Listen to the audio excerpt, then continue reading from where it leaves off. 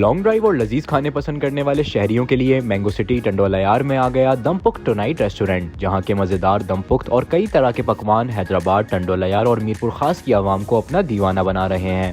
टंडोलायार में इस तरह का कोई भी माहौल पहले नहीं था, खास करके जो फैमिली के लिए है यहाँ पे कुछ भी नहीं था।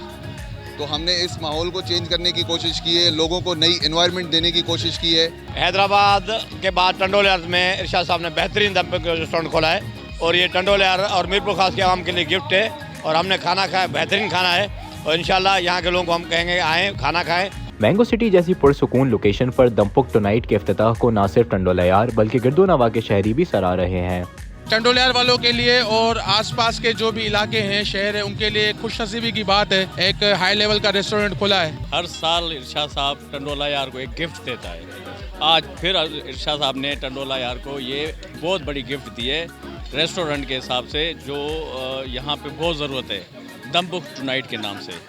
दम पुख्त टुनाइट रेस्टोरेंट के इफ्तिताह में शहर टंडोलायार और हैदराबाद के मायदीन ने भी शिरकत की और इस रेस्टोरेंट को मैंगो सिटी के CEO इरशाद कुरैशी की जानिब से शहरियों के लिए एक तोहफा करार दिया। कैमरामैन अजीम अहमद के साथ आमिर राव, हैदराबाद टाइम्स।